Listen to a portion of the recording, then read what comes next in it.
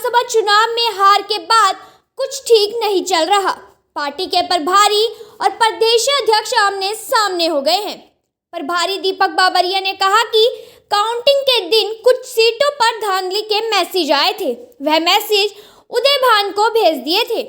प्रभारी के इस बयान पर प्रदेश अध्यक्ष उदय भान ने पलटवार किया है। उन्होंने कहा कि मुझे कोई मैसेज नहीं मिला, जो मिला वह अधूरा था।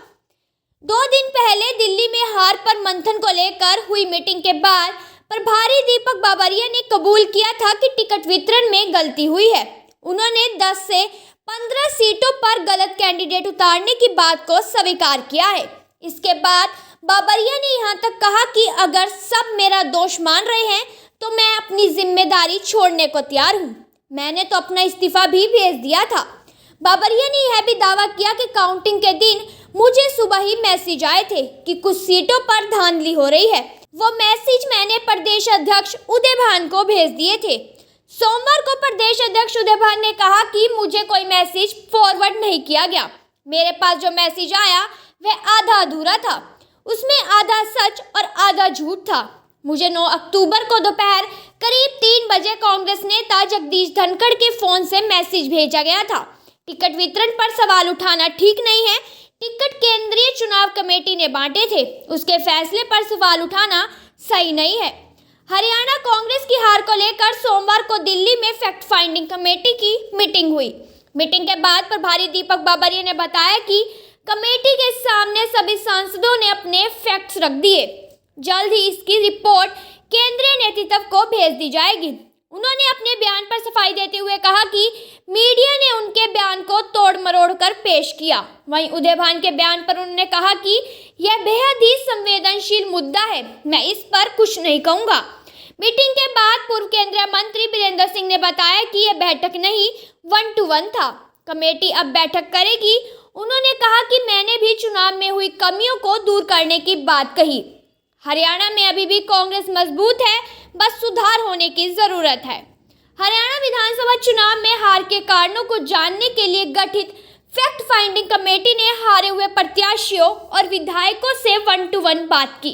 कमेटी में शामिल छत्तीसगढ़ के पूर्व सीएम भूपेश बघेल और राजस्थान कांग्रेस विधायक हरीश चौधरी ने खुद बैठक कर जूम मीटिंग के जरिए हर नेता से 1-to-1 बात की है।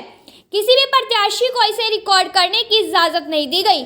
उन्होंने चुनाव हारने वाले प्रदेश के 90 नेताओं में से 53 से बात की है। कमेटी ने चुनाव हारने वाले प्रत्याशियों से 4 तरह के सवाल पूछे थे, जिसके बाद कमेटी ने लिखित रिपोर्ट तैयार की है, जिसमें ईवीएम से ज्यादा चुनाव के दौरान तालमेल की कमी और गुटबाजी की वजह सामने आई है। हालांकि कमेटी के सदस्य इस बारे में कुछ भी कहने को बचते दिख रहे हैं। जून 2023 में शक्ति सिंह गोहिल के गुजरात जाने के बाद दीपक बाबरिया को हरियाणा कांग्रेस का प्रभारी बनाया गया। बाबरिया को राहुल गांधी के किचन कैबिनेट का सदस्य माना जाता है। प्रभारी बनाए जाने के बाद ना तो बाबरिया संगठन तैयार कर पाए और ना ही गुटबाजी को रोक पाए। साथ ही उन्होंने इसकी जानकारी केंद्रीय नेतृत्व को भी नहीं दी। इसके अलावा चुनाव में टिकट वितरण के दौरान ही वह बीमार होकर अस्पताल में भर्ती हो गए थे, जिसके बाद ना तो दूसरे नेता को जिम्मेदारी दी गई और ना ही वह हाईकमान और प्रदेश के नेताओं के बीच तालमेल बना पाए। विधानसभा चुनाव में अजय माकन हरियाणा चुनाव में स्क्रीनिंग कमेटी के प्रमुख थे। टिकट वितरण में केवल हुड्डा गुट को ही अहमियत दी गई। 79 में से 72 टिकट को हुड्डा समर्थकों को दिए गए। इसके बाद शैलजा नाराज होकर चुनाव प्रचार से ही बाहर हो गई। आम आदमी पार्टी से गठबंधन की कवायद शुरू की गई तो अजय माकन और भूपेंद्र हुड्डा इसके खिलाफ थे।